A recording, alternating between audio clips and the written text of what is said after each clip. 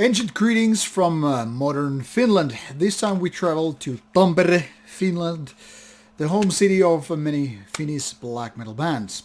From that area also comes this band called Ancient Hatred, with a second album called Glorification of the End. Now this band has taken an interesting turn since last few years, because now it's only a one-man project really. What used to be a kind of a full band is now sort of a solo side project, if you will, of the band's own only member. And it seems like this album has taken a little bit of time to come out. That is, this booklet actually states that this album has been recorded between 2018 and 2019, and after 2017 it seems like there has been only one member of the band anymore. Hard to say how this has affected the songwriting or the general appearance of the band, not to mention other aspects of the band, but here it is. And this one is a peculiar case. First of all, it's rather unique in style. Secondly, it's not very good in what it does. And I'll try to kind of give you a little bit of insight what I actually mean by that. Let's take a look at the band's Metal Archive site.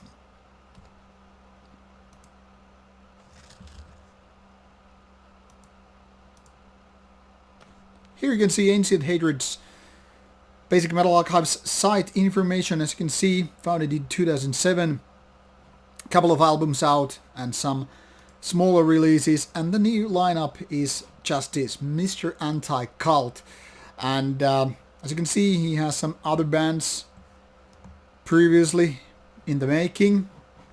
Also part of Saturn in Mist, it seems, still, I guess. And this is how the past members sub-tab looks like. So, kind of a different approach to the music with just one band versus four guys in the business. It seems like this is lacking some of the song track lengths here, but it's about 41 minutes in total in case you need to know that. And then we have this really green and black kind of a cover. To be honest, not the most, let's see how to say it in a nice way, not the most sellable cover with the logo and all that stuff. There is something which would need to see, like, okay, this is one of those demos I'm just gonna skip over and whatnot. But obviously you don't charge the band or whatever album by the covers, but the music.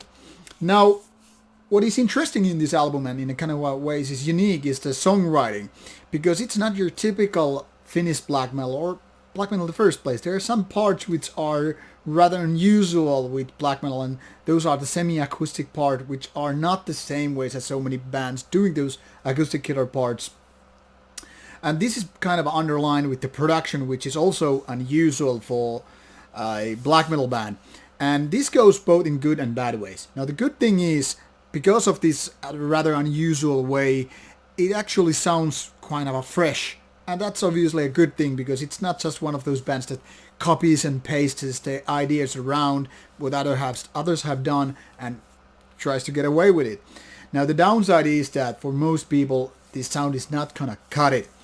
The thing here is, this is so much reminding me of this kind of a surf rock sound of the 50s or 60s or whatever in America, which is kind of a killer sound you don't probably want to listen while listening to a black metal album. First of all, it sounds kind of weak, and secondly, it doesn't really support the riffs which are out there. Now the music then again is, in my opinion, rather kind of a hybrid between some old Greek black metal sound and also reminding me of Polish black metal band Veles.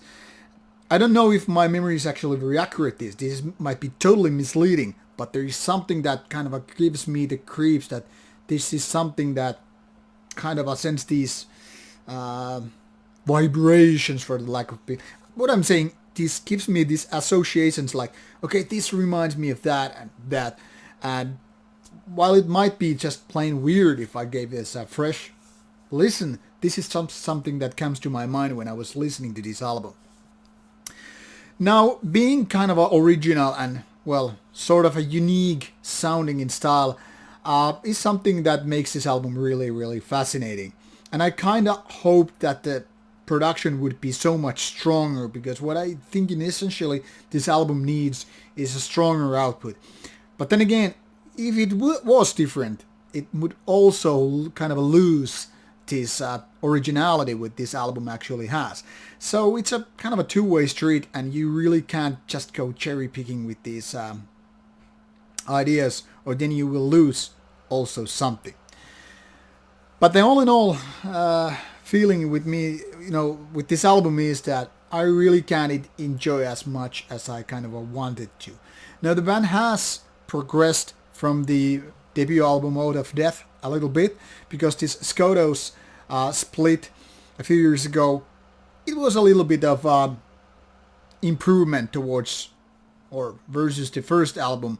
But since that, I don't think the band has actually progressed in the right direction. I mean, it's more like stagnant in so many ways. You get some ideas which are better, and then you lose some which are also one of those better ideas. So the all in all feeling with me is on this album is that it's quite mediocre-ish. I kind of wanted to like this album so much more, but I really cannot be dishonest with myself. I really can't say, yay, this is so good, when I'm not exactly enjoying it. Not bad, but something magical is still missing. Well, since you always want to make up your own mind, which is of course the main thing to do here, not just listening to me blather, you will take a look at this Bandcamp site, and you should give it a listen whether or not this is your cup of tea. And in case you just happen to like it, I would strongly recommend you to make an order during these hard times. This coronavirus is putting all the artists right there. Unfortunately, it seems like only one track is available, so with that information you either Google for more, or do YouTube search, or you just settle with one song and decide if or not this is your cup of tea. With this information provided, I hope you will enjoy it more than I could, and if not, well, too bad.